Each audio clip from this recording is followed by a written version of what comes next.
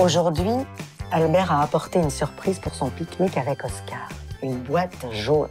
Oscar est tellement impatient que pendant la sieste d'Albert, il ouvre la boîte. Elle est remplie de sablés au caramel, ses biscuits préférés du monde entier. Miam. Il en prend un, puis deux, puis trois, et d'un coup, il n'y en a plus. Alors il a une idée. Il va dire qu'un écureuil, puis deux, puis trois, et d'un coup, 10 écureuils ont dévoré tous les biscuits. Quand à son tour, Oscar fait sa surprise à Albert à l'occasion d'un autre pique-nique, tu ne devineras jamais ce qui se passe. Nous n'allons quand même pas divulgacher, comme le disent nos amis québécois à la fin de l'histoire. C'est en tout cas un très bel album sur l'amitié, la sincérité, le rapport à la vérité, la nécessité parfois du pardon pour faire durer une relation basée sur la bienveillance, la confiance et la tendresse. Ici, les illustrations se complètent avec intelligence pour rendre les jeunes lecteurs et lectrices encore plus complices des héros de l'histoire et de son dénouement. Voilà donc une belle leçon de philosophie accessible à tous et toutes, quel que soit l'âge, tout en humour et délicatesse. Carlos a pour ami un crocodile du nom de Croco. Cet animal de la jungle est-il si différent de lui? C'est du point de vue de Croco que cette histoire nous est racontée. Regarde, il n'a pas conscience que sa présence fait fuir les clients. Les gens ont plein de préjugés stupides sur les crocodiles.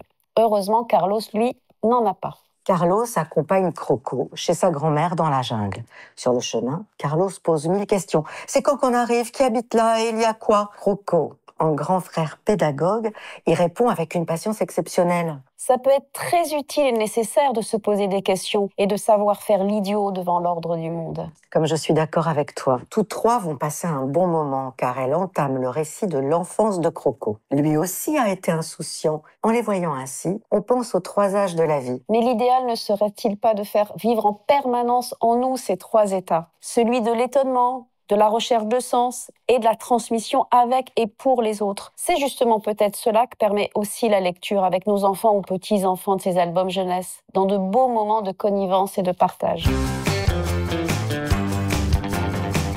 Que se passe-t-il pour les petits pendant un trajet en voiture? Un petit garçon, son ours, sa maman et le compagnon de sa maman partent en voiture. Ils quittent la ville. Ça ressemble à un départ en vacances, non? Au début, c'est très pénible. Ennui, agacement et tentative pour y échapper par l'imagination, la contemplation et le jeu. Allez, 10 points pour repérer une marmotte.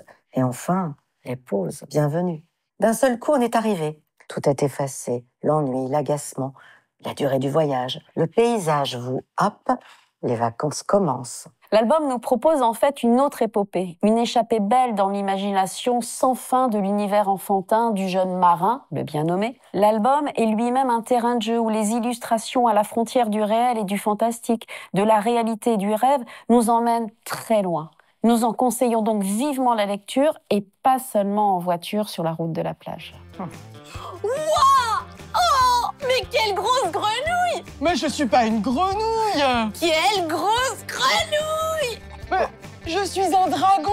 Tout le monde sait que les dragons, les licornes, les girafes et les choux-fleurs sont imaginaires. Et moi je suis pas imaginaire, hein! Je suis un dragon!